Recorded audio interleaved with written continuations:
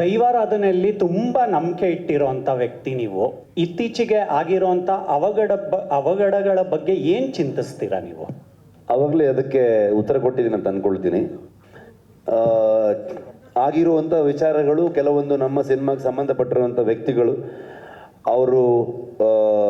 ಅವ್ರಿಗೆ ಆ ಥರ ಆದಾಗ ತುಂಬ ಬೇಜಾರಾಗುವಂಥ ವಿಚಾರ. ಅದನ್ನು ಮುಂದೆ ನಿಂತ್ಕೊಂಡು ಅದನ್ನು ಶೋ ಆಫ್ ಮಾಡುವಂಥದ್ದು ಮತ್ತೊಂದು ಮಾಡುವಂಥದ್ದು ಇಲ್ಲ. ತುಂಬ ಬೇಜಾರಾಗುವಂಥದ್ದು, ತುಂಬ ಮಿಸ್ ಮಾಡ್ಕೊಳ್ತೀವಿ ಇವತ್ತು. ಆದರೆ ಅದು ಹೇಗೆ ನರೇಟಿವ್ ಸೆಟ್ ಆಯಿತು ಅಂತಂದರೆ ಅದು ಶೂಟಿಂಗ್ ಅಲ್ಲೇ ನಡೀತು ಅನ್ನೋ ಥರದಲ್ಲೆಲ್ಲ ಸೆಟ್ ಆಯಿತು. ಆ್ಯಕ್ಚುಲಿ ಶೂಟಿಂಗ್ ಎಲ್ಲ ನಡೀದೇ ಇರೋ ಸಂದರ್ಭದಲ್ಲಿ ಆಗಿರುವಂಥದ್ದು. ಆದರೆ ನಮ್ಮ ಲಾಸೇ ಕೂಡ. ಅದಕ್ಕೆ ನಾನು ಎಕ್ಸಾಂಪಲ್ ನಿಮಗೆ ಆ ಥರ ನರೇಟಿವನ್ನು ಎಕ್ಸಾಂಪಲ್ ಇಟ್ಕೊಂಡೆ ನಾನು ಆವಾಗ ಹೇಳಿದ್ದು. ನಮಗೆ ಅಂದರೆ ಅವಘಡಗಳು, ಅಪಘಾತಗಳು ಇದನ್ನು ಒಂದು ರೀತಿ ಹೋಗ್ತಾ ಇದ್ರೆ ನಾನೇ ಏನಾಗ್ತಿದ್ದೆ ಅನ್ನೋದು ನಿಮ್ಗೆ ಆವಾಗಷ್ಟೇ ಹೇಳಿದೆ. ನಾನು ಅದರಿಂದ ಆಚೆಗೆ ಬಂದೆ, ಅದನ್ನು ಬದುಕಿ ಬಂದಿದ್ದೀನಿ ಅಂತಂದರೆ, ಅಥವಾ ನನಗೇನು ಆಗಿಲ್ಲ, ಅಥವಾ ನನ್ನ ಇಡೀ ತಂಡದಲ್ಲಿ ಯಾರಿಗೂ ಏನು ಆಗದೆ ಎಲ್ಲರೂ ಇಷ್ಟು ಜನರು ಇಷ್ಟು ವರ್ಷ ಕೆಲಸ ಮಾಡಬೇಕಾದ್ರೆ ಸರ್ವೇ ಸಾಧಾರಣದಲ್ಲಿ ಈ ಒಂದು ಸಣ್ಣ ಫಂಕ್ಷನ್ ಮಾಡ್ತಿರ್ಬೇಕಾದ್ರೆ ಏನಾದರೂ ಹೆಚ್ಚು ಕಮ್ಮಿ ಆಗುತ್ತಿರುತ್ತೆ. ಅಂಥದ್ದು ಇರಬೇಕಾದ್ರೆ ಇಡೀ 3 ವರ್ಷ ನಾವು ಕೆಲಸ ಮಾಡಬೇಕಾದ್ರೆ ನಿಜವಾಗ್ಲೂ ಆ ದೈವ ಶಕ್ತಿ ನಮ್ಮ ಹಿಂದೆ ನಿಂತು ನಮ್ಮ ಇಡೀ ತಂಡವನ್ನು ಇಲ್ಲಿವರೆಗೆ ಮುನ್ನಡೆಸ್ಕೊಂಡು ಬಂದಿರಲಿಲ್ಲ ಅಂದರೆ ಖಂಡಿತವಾಗ್ಲೂ ಈ ಸಿನಿಮಾ ಕಂಪ್ಲೀಟ್ ಮಾಡೋಕ್ಕಾಗ್ತಿರಲಿಲ್ಲ. ಅಷ್ಟು ಟಾಸ್ಕ್ಗಳಿತ್ತು ನಮಗೆ, ಅಷ್ಟು ಎಫರ್ಟ್ ಹಾಕಬೇಕಾಗಿತ್ತು. ಹಗಲು ರಾತ್ರಿ ನಾವು ಫೇಸ್ ಮಾಡಿರೋದು ಏನು ಗೊತ್ತಾ, ಅದು ಮಾಧ್ಯಮದಲ್ಲಿ ಕೂತು ಒಂದು ಮೀಡಿಯಾ ಮುಂದೆ ನಾವು ಅದನ್ನು ಹೇಳೋದಕ್ಕೆ ಪದಗಳಿಲ್ಲ. ಅದಕ್ಕೆ ಅದು ನಮ್ಮ ಅನುಭವಕ್ಕೆ ಅಷ್ಟೇ ಬರಬೇಕು ಅದು. ಹಾಗಾಗಿ ಎಲ್ರಿಗೂ ಎಕ್ಸ್ಪೀರಿಯನ್ಸ್ ನೀವು ಕೇಳಿದ್ರೆ ಫ್ರೇಮ್ ಮಾಡೋಕ್ಕಾಗಲ್ಲ ಅದನ್ನ. ಐ ಥಿಂಕ್ ನಾನೇ ಎಕ್ಸಾಂಪಲ್ ಅದಕ್ಕೆ. ಇಲ್ಲಿ ಬಂದಿದ್ದೀವಿ ಅಂತಂದರೆ ಅದು ದೈವಶಕ್ತಿ ಏನೋ ನಮ್ಮ ಹಿಂದೆ ಇತ್ತು, ನಮಗೇನೋ ನಮ್ಮನ್ನು ಸಪೋರ್ಟ್ ಮಾಡಿಕೊಂಡು, ನಮ್ಮನ್ನು ಪುಷ್ ಮಾಡಿಕೊಂಡು, ನಮ್ಮನ್ನು ಕಾಪಾಡಿಕೊಂಡು ಮುನ್ನಡೆಸ್ಕೊಂಡು ಬರ್ತಾ ಇದೆ ಅನ್ನೋಂಥ ಫೀಲಿಂಗಲ್ಲೇ ಬಂದ್ವಿ ನಾವು. ಶೆಟ್ರೆ, ಈಗ ಕಾಂತಾರ ಬಂದಾಗ ಶೆಟ್ರೆ ಇಲ್ಲಿ ಫ್ರೆಂಡ್ ಕಾಂತಾರ ಬಂದಾಗ ಅಷ್ಟು ದೊಡ್ಡ ನಿರೀಕ್ಷೆ ಆಗುತ್ತೆ ಅಂತ ನಿಮಗೂ ಕೂಡ ಗೊತ್ತಿರಲಿಲ್ಲ.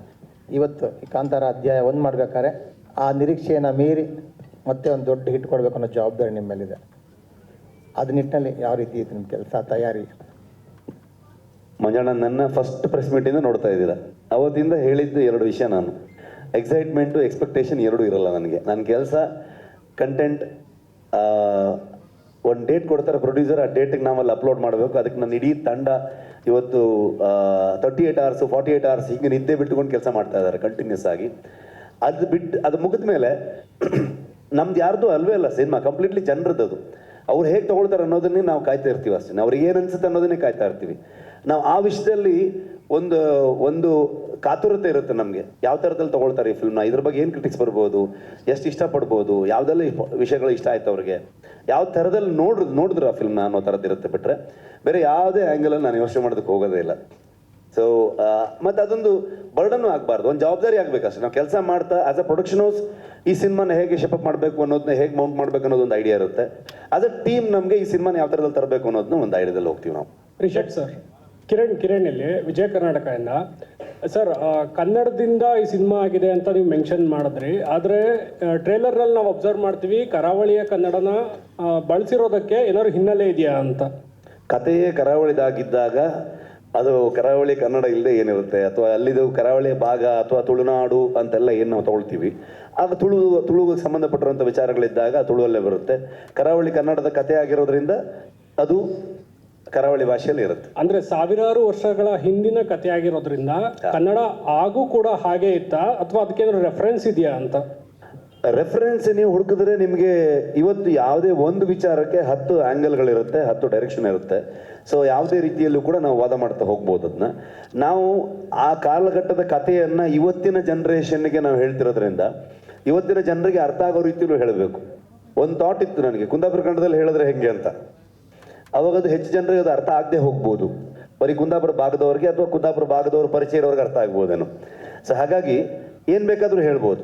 ಆದರೆ ಇವತ್ತಿನ ಜನ್ರೇಷನ್ಗೆ, ಇವತ್ತಿನ ಜನರಿಗೆ, ಇವತ್ತಿನ ಪ್ರೇಕ್ಷಕನಿಗೆ ಅದು ಅರ್ಥ ಮಾಡಿಸ್ಬೇಕು ಅಂತಂದಾಗ ಒಂದು ಸಿನಿಮ್ಯಾಟಿಕ್ ಲಿಬರ್ಟಿಯನ್ನು ತೊಗೊಳ್ತೀವಿ ನಾವು, ಇಲ್ಲ ಅಂತಲ್ಲ. ಸೊ ಆ ನಿಟ್ಟಲ್ಲಿ ಹೋಗ್ತೀವಿ. ಮತ್ತು ಮಂಗಳೂರು ಕನ್ನಡ ಅಥವಾ ಕರಾವಳಿಯಲ್ಲಿ ಉಪಯೋಗಿಸುವಂಥ ಕನ್ನಡ ಹೆಚ್ಚಿನ ಅಂಶವಾಗಿ ಅದು ಒಂದು ಸ್ವಲ್ಪ ಬುಕ್ಕಿಶ್ ಆಗಿ ಒಂದು ಗ್ರಂಥ ಕನ್ನಡ ಅನ್ನೋ ಥರದಲ್ಲಿ ಹೇಳ್ತೀವಿ ನಾವು. ಅಂದರೆ ಓದಬೇಕಾದ್ರೆ ಹೇಗಿರುತ್ತೆ, ನಾವು ಮಾತಾಡಬೇಕಾದ್ರೂ ಅಷ್ಟು ಸ್ಪಷ್ಟವಾಗಿ ಅದನ್ನು ಬಿಡಿಸಿ ಮಾತಾಡ್ತಾರೆ ಅನ್ನುವಂಥದ್ದು. ಆ ಕಾರಣಕ್ಕೆ ಕನ್ನಡಕ್ಕೆ ಇಷ್ಟು ದೊಡ್ಡ ಹಿಸ್ಟ್ರಿ ಇರಬೇಕಾದ್ರೆ ಆಗಿನ ಕಾಲದಲ್ಲೂ ಕೂಡ ಈ ಥರದಲ್ಲಿ ಇರ್ಬೋದು ಅನ್ನೋಂಥದ್ದು. ಸೊ ಹಳೆಗನ್ನಡಗಳನ್ನು ರೆಫರೆನ್ಸ್ ಪಾಯಿಂಟಲ್ಲಿ ಇಟ್ಕೊಂಡು ಕೂಡ ಹೋಗ್ಬೋದು.